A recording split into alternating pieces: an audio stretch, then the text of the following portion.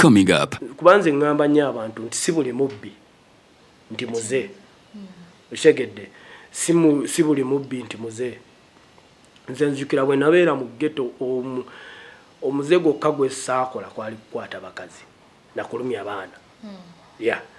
Naye kubba kukola ki, I have done that. Satta naye I can't be sure kubanga era mu kutulugunya abantu bwe twatulugunyanga oluusi oli mumunyagako bibye ng'oyinza omukuba awabi oluusi tomanya gw'omulese ku ttaka tomanya oba yavuddewo wamukubye esumagiza n'agwa n'otwala ebibye tomanya oba yalamye oba yagenze waka oba batutte n'atuuka na so I can't say murdered naye twakola ebintu bingi okitegeera. But I normally tell the young people nti bw'otuuka ku level ng'olaba tokyetaaga kubba.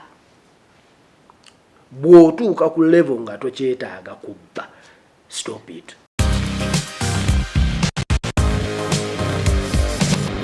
Tutandise okulabako ku Brown Skin Events ye YouTube channel yaffe tewerabira subscribing amanya gange nze Damiyuki okutuusaako program yaffe ennungi olugendo.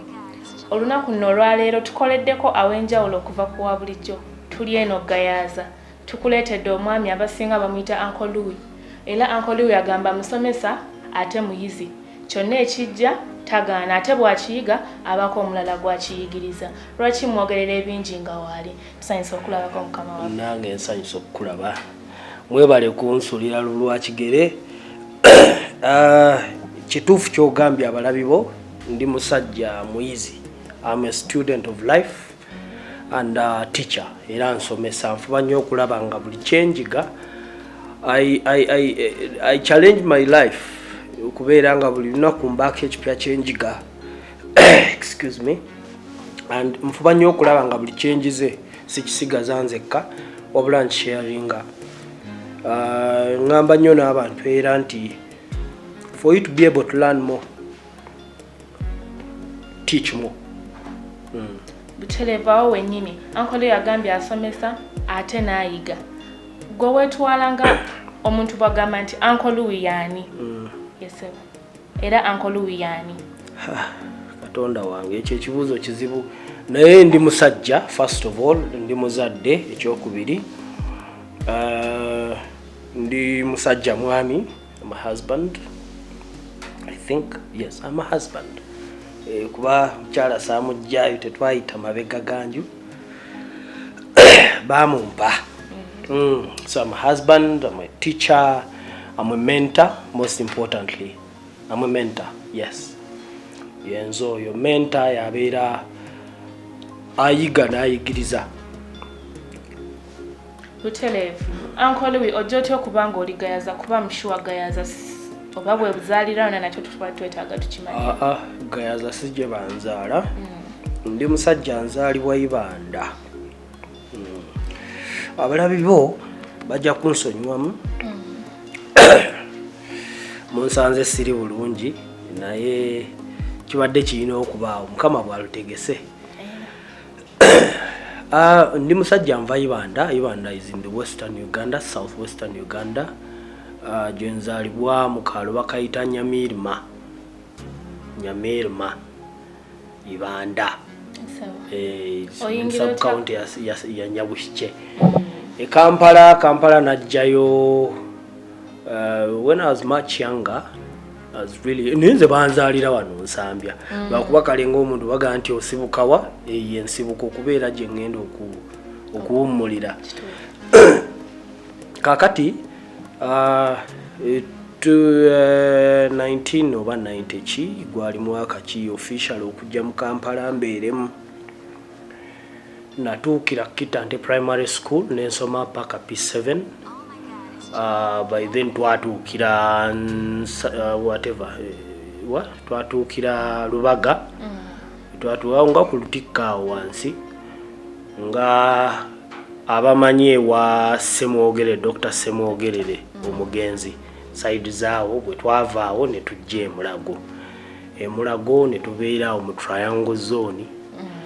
Kula kwange ntandika okusoma Kitante Primary School. Kitante Primary School nenvaayo. I joined Namirembe Hillside High School. Namirembe Hillside High School nenvaayo mu senior 2. kusingira ddala okusoma kwange okwakoma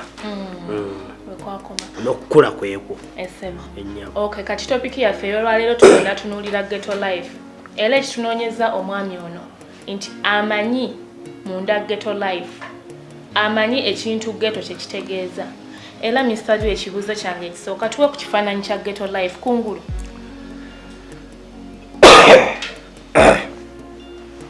Ghetto life kungulu nyumba mugotteko. Nyumba mugotteko, that is ghetto life kungulu. Naye kati bw'oyingira mweje emigotteko ate mulimu obulamu obwawo. There are some ghettos as renowned in Africa, for example, nga Kibera. Yeah? Kibera is in Kenya. Bayina obulamu obwabwe, bayina ebibatwala, amateeka agabatwala, bayina ne batambulirako nga bo ebibafuula kye bali.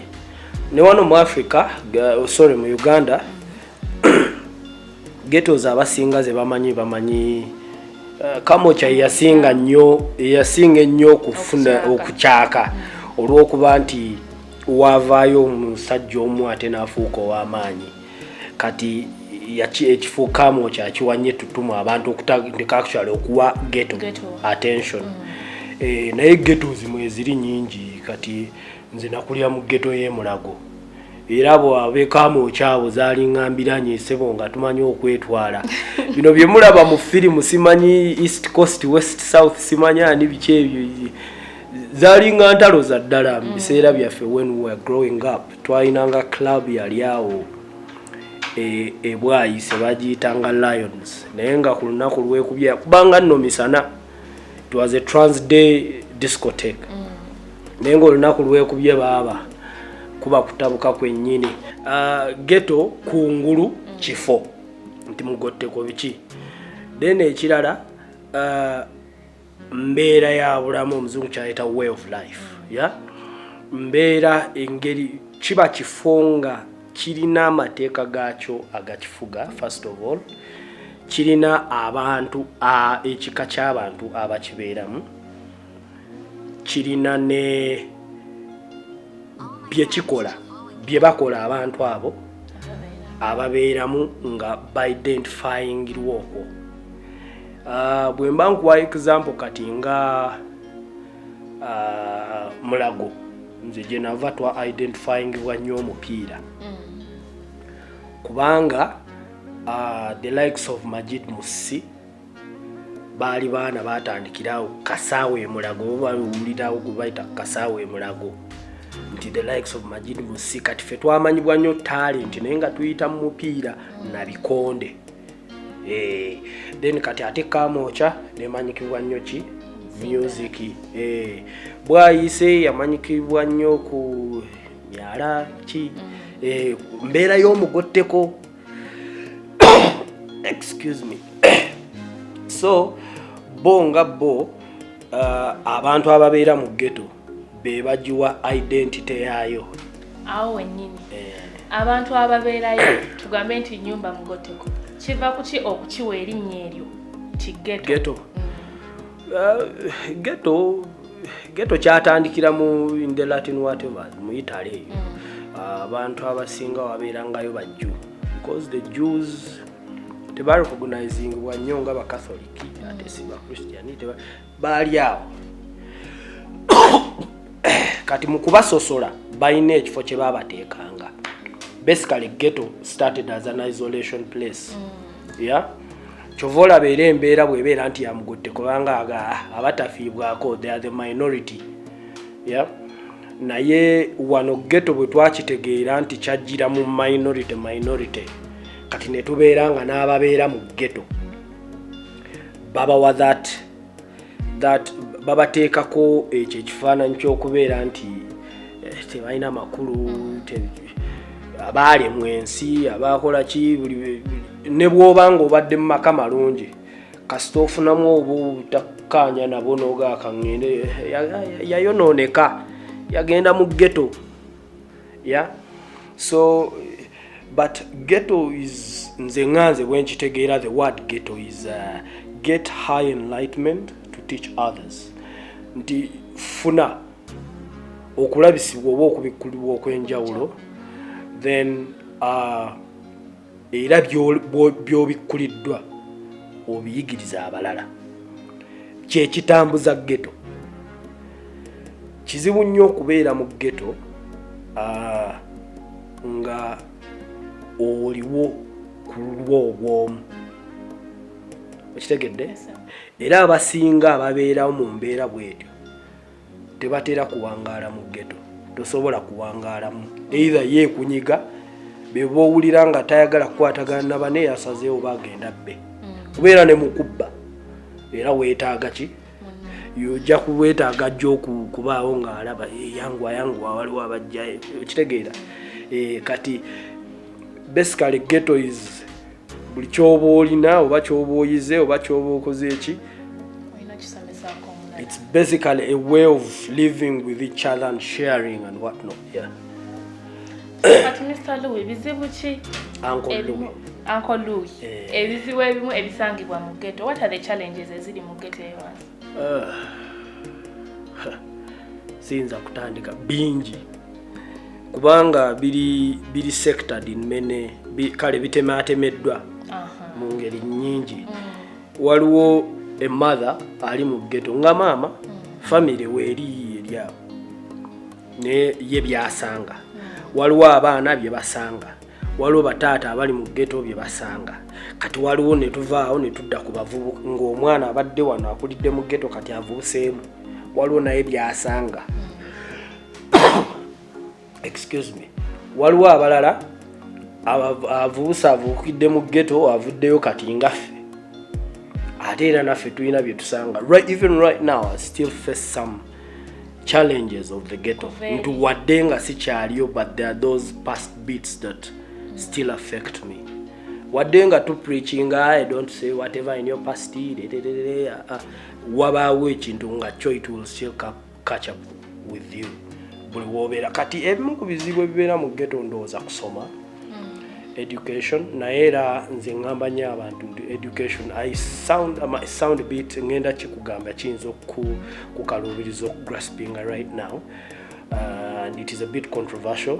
Bantu bakitegeera bulala naye nze ngamba nnyo abantu nti bintu bibiri bwe biti ebikyasinza okukyankalanya ghetto era ebijjo girekerayo ng'abantu bali mu ghetto, the ghetto people bakyasanga obuzibu bwebimu ever. First of all education, then ekyokubiri ngambe eddiini. Nze ng'omuntu waliwo mbuyita buwazo mu ghetto tuyita buwazo. Waliwo obuwazo obujja nga bwakusomesa oba bwakusoma ne bujja mu ghetto naye n'osanga oli azze alina kyayagala okukuyigiriza, akuyigiriza ate akuwa ssente. Okitegeera? Ekyo kimu. Oli azze akulaga nti akuleetedde amawulire amalungi, mawulire ga Katonda, naye mutudde awo mumaze Bible study akuwadde ssente. Nze nakula mmanyi nti omuntu bw'obanga ompa ekintu ekirungi nze alina okukwebaza. Kati ate omaze okundeetera amawulire amalungi ate nompa, what am I selling to you? So mu mbeera eyo mwe muyitidde ebintu bingi nnyo ebizze nga binyigiriza ghetto. Bantu basatu.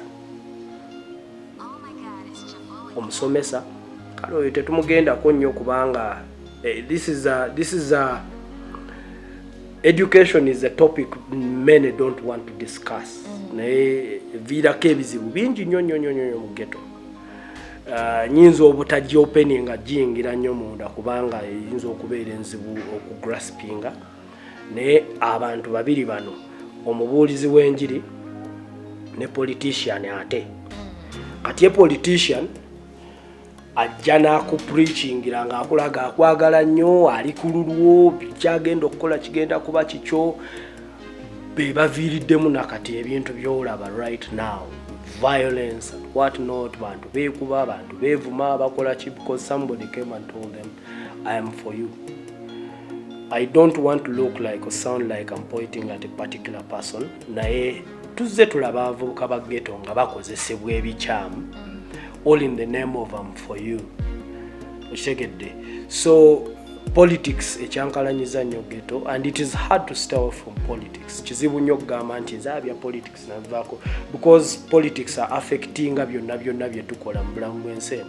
Yeah, ne wano wennyini wozze wake wange nawo waliwo politics, nze president waawo. Kati waliwo awanzirira n'atuddirira n'amuddirira paka ku mulala asembayo. You get? So kizibu nnyo okugamba nti politics ojja mujjawo, but how it is being played in the ghetto ereetedde abavubuka bangi, all the ghetto dwellers okubeera nga beesanga mu mbeera gye batasobola kwejjamu. Then eddiini eno abantu bajja nnyo n'ekigambo nga azze kulaga nti akuleetedde ekigambo kya Mukama Katonda. Naye nga bwe nkugambye nti omuntu azze akugaa nti Katonda mulungi, akuleetedde amawulire amalungi. Nze waliwo omusajja yansanga lumu nga ntuddeyo mu ghetto ngalya. Najjaawo biki yajja n'abazungu. Kakati tuzze tuleesa abasajja bano bava America baagala kwogeramu naawe. Mutunulira nga ayize. Ate yansanga nnyuse bulungi. By then I think I was still at NBS TV. Kati nga nze bwe nnyuka akawungeezi mmaze okukola emirimu gyange mpitirako wali emulago kuba kumpi nentuulamu nga nawo bwe nnyuka n'ogamba kangende ntuuleko ku restaurant gundi ntumye ka glass ka wine, oba olinaganze kangende mu kabaala kangende ba boys tunywe mukati nze nga nange ng'owa ghetto. Bonyuka n'obonga ku batoobo. Ate by the way kiba wanywa inspiration abaana abo, era nkubiriza nnyo omuntu yenna nga wava mu ghetto yonna ghetto gye wava, find time every once in a while oddeyuko bakulabeko ng'onyumye ng'owunya bulungi. Kiba wa inspiration naye amanya nti mwana olaba gayo no yakikuba n'avaayo kati naye mwana ali bwati. Mba ntudde this guy najja tuzze n'abazungu bavudde America baagala kubagamba kikonze kale. Excuse me. Nange ne neefuula atamanyi Luganda atamanyi Luzungu. N'ayogera kati bwe namugamba nti kale ono bwe yatandika okwogera omuzungu ne muwuliriza. I listen to the person. Naye ng'ono ayogera ono bwanzivunulira. Omuganda yali agiddeko n'avunula. Bwe namala kwe kumbuuza sebo ovaawa. Ko yanze ndi wano mugamba sibuuza gwe. Mbuuza ono omuzungu avaawa. Kati naye n'amubuuza ng'amu he wants to know where you're coming from. Ko I'm coming from America. Mga America yonna. Ko mba mu Seattle. Seattle yonna n'ambuulirawo katamu kawe. Mubuuza ssebo watambudde n'ova mukaaloko n'ovuga emmotoka paka ku airport n'ogirinnya n'ogaa nti mu Africa kangende mu Africa n'olondayo Uganda. Mu Uganda n'ogaa kangende emulago. Emulago eyo munda eyo waliyo omuntu nga tamanyi Katonda. Yali mubuulizi wa njiri. Okitegedde? So are you convinced that in this day and age there is somebody out there tamanyi Katonda?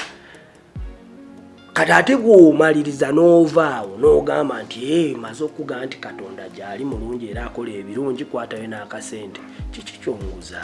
Ndi mu kukuguza akimanya. Because nze mmanyi when you give somebody money, they are giving you something in return. And this is how things like homosexuality. I'm sorry abalaba share no nga bali because they live among us. Yeah? And they is their they bansonyiwe naye mulimu bize bitusensera. That is chovola nkugere there are some topics ziri very sensitive n'okwogerako obwogezi kuba kati oli ayinza okuvaayo n'agaa nti tayagala ba LGBT biki naye si butabaagala and all that naye lwakuba nti bayitidde nnyo jangu omuntu omuliiremu. Mugabe by the way we are LGBTQ blah blah blah blah blah gutambuza njiri yoleka ate kugisiza eri mu Katonda ate bicho kitegedde tufunye nnyo abantu bwe batyo abaana ate olwokuba nti babasanga nga bayavu oluusa ayagalayo effita alyeye enkola kati bw'omuwe effita eryo ajja tuula akuwulirize kakati ate oluusa omusanga alikozi meditation omuntu ng'abadde ataddeko bw'omutuuza obulungi n'omunnyonnyola ayinza okuva nga omuwadde perspective endala nesanga ngaali mu kirala. So byemu ku bizibu by'abaana ba ghetto bibasinkana. Ebizibu ebirala of course embeera weesanga nga kubanze ngamba nnyo abantu nti si buli mubbi nti muze. Okitegedde, si buli mubbi nti muze. Nze nzijukira bwe nabeera mu ghetto omuze gwokka gwe saakola kwali kukwata bakazi nakulumya abaana. Naye kubba kukola ki, I have done that. Satta naye I can't be sure kubanga era mu kutulugunya abantu bwe twatulugunyanga oluusi oli mumunyagako bibye ng'oyinza omukuba wabi. Oluusi tomanya gw'omulese ku ttaka, tomanya oba yavuddewo wamukubye sumagiza n'agwa n'otwala ebibye, tomanya oba yalamye oba yagenze waka oba batutte n'atuukana. So I can't say murdered, naye twakola ebintu bingi, okitegeera. But I normally tell the young people nti bw'otuuka ku level ng'olaba tokyetaaga kubba, bw'otuuka ku level nga tokyetaaga kubba, stop it. That is what I did. Kubanze nabeera nga mbeera kati olw'okuba nti nalimu a bit of art, nze nga bwe ngaa nti okusoma kwange kwali kutono. Naye bwe natuuka mu ghetto, considering nti nali nsomeddeko kale mu masomero ag'oluzungu, ndabyeko ku bantu okuva mu high end families, kyannyanguira nnyo okubeera nga nfuna abansemberera kuba mu ghetto kikulu nnyo okubaako gwe weekwatako. Baako omuntu gw'ogamba nti yagenda okuvuga oba gwe ngenda osinzirirako okwasesinga decisions zange. Nze waliwo omwana twasinkana mu ghetto eyo ng'ali awo mulaba totowala oti kuba n'oluzungu yalinga ayogera. Excuse me. Nze ekyasinga otugatta n'oyo omwana lwali luzungu. Considering nali nvudde mu namerabel saidiki tante ebiki kati nga bwe twesanga kati ne music gwe twali tuwuliza nga wanjawulo wali mu hip hop. We had both seen Channel O, ekitegeera kati nga ne music ebitugatta kale byebyo, they are a bit of high end. Naye nga ndaba ono omuvubuka naye mu ghetto waliyo abaana be bayita ba hands off but eyes on. Nga family yamuggyako emikono naye ekyamutaddeko amaaso. Wabaayo abantu nga kati family zituuka nga olemye, according to them oba olemye oli mwana waabwe bagezaako to do everything okusomesa osomye, naye bitera kuva ku low self esteem.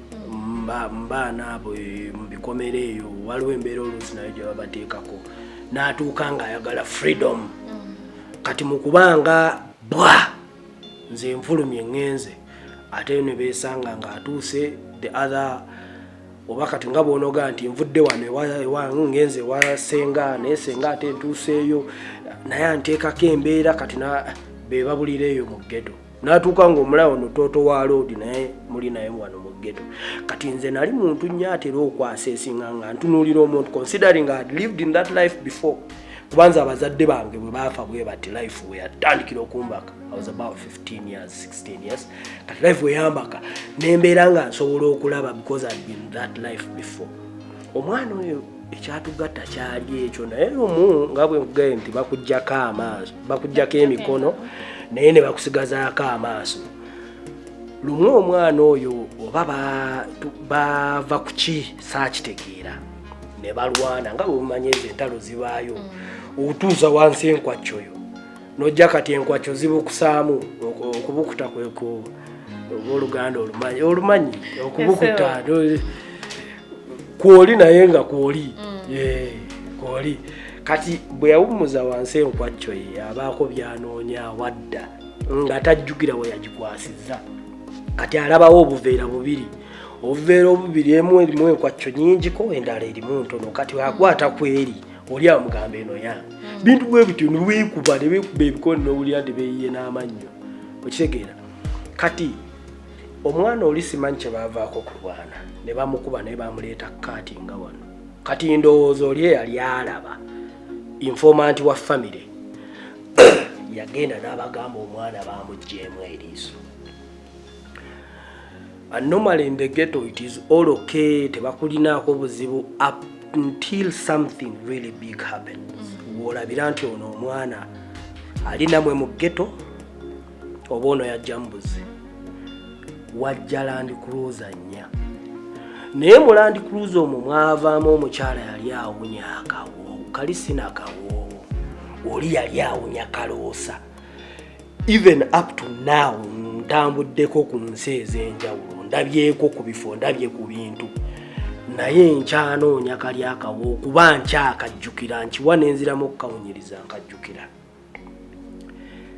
nkanoonyeza siddangamu okukawulirako neŋŋamba mu nsi wali abantu bwe bati ate era tuwangaala nabo muki Land Cruiser nnyo ebiseera eyo Land Cruiser nkugambe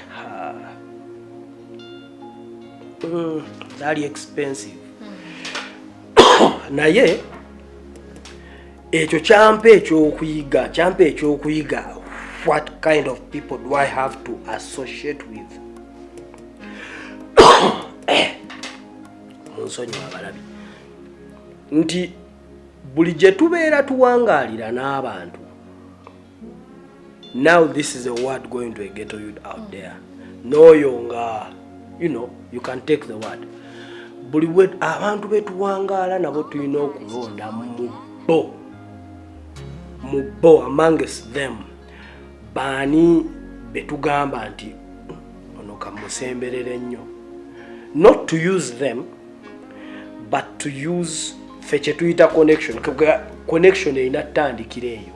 Era nze neewunya nnyo ghetto youth abeere mwana Uncle Louis anti kati mwabagende twetaaga connection.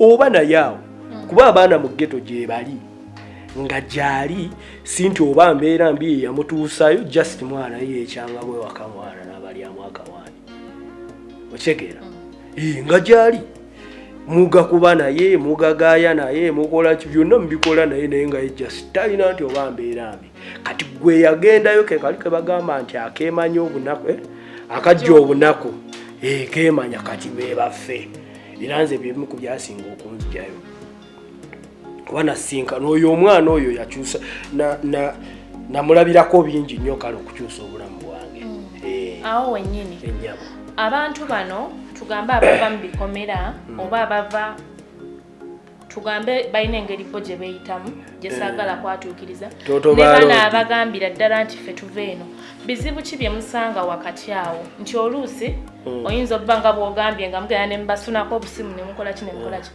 tebajja abamu nga bambega eno mumwe akizibu nnyo okugenda mu ghetto ngambega you can't tosobola kubeerayo for long bakubuuka abaana ba ghetto bagezi baghetto youth bagezi nnyo era abakulaba n'akutegeera tosobola kusuna naye nago mirundi ebiri n'atamanya nti ono mutwazi bya ddala ono just ayigirira just yeetaaga kwongeramu tekiniki kati nze nayinanga tekiniki yange eyo nga tukyali mu baghetto nti babbye nagiyitanga wange era one day maybe oliwulira wangiyo bampitanga wangiyo kati nga tekiniki yange yakujja nenebeeza yabo nsanga olowooza kyali mukubya ali awo ekibiki kati nga obwo bubaalabaala obwo high end tubuyingira mugabadde fit n'ogira bwoti ne bikkubira awo naye nga nze ni mbabaza simanyi nvudde mu office ne ka laptop simanyi ntadde okasima awo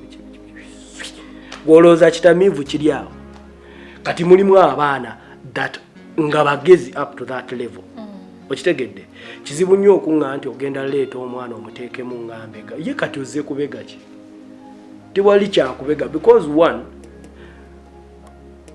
gavumenti leka nkubuulire kino nga nkakasa nti eba ezimanyi ghetto ezo nti gyeziri era bamanyi nti gye bali banywa n'enjaayi kuba right now kyekyoyinza okuga nti ekinene abaana ba ghetto kye bakola ekiri criminal ng'oggyeko okubba nga bakimanyi nti n'okubba bagenda ne banyakula obusimu na biki baba bamanyi. It is only when something is very serious n'owulira era booli awo nga bajja abasirikale nga babalondamu we muli mwena mutudde gundi ne Petero nawo jangu abo balaba nti bayingiddemu ate ekirala kubanga I don't know if you've heard waliwo bajja ne bakima nti badde simanyi bali mu byakiyeekera simanyi badde mu bo babbisa mundu kuba bamanyi waliwo abaana batuuka nga ayingidde omuzannyo munene. Somehow muku kati waliwo oluusi baba bakwata kisinga kuva ku omwana omukutte bwomaze omukwata akubye munne assault simanyi kunyakula kasimu n'omutwala ate n'omuteeka mu kkomera n'abasajja ate bali ababbise mundu ekitegeera kati agenda okuvaayo nga ne teeki zikyuse takyanya kulaalabo bya kidingidi bya kidongo fala kati aba maani kale nze kankulinde bw'onojja oba kati ng'amugambye nti bw'onoovaayo egenda egindi n'egindi waliwo omuntu bw'ati gwe mugayenza akutumye akugatte mu gganga n'ogenda okusanga ng'omwana abadde anjakula obusimu wano ke bamusibyemu myezi 2-3 ogenda okusanga ate kati ayingidde abakwasi b'emmundu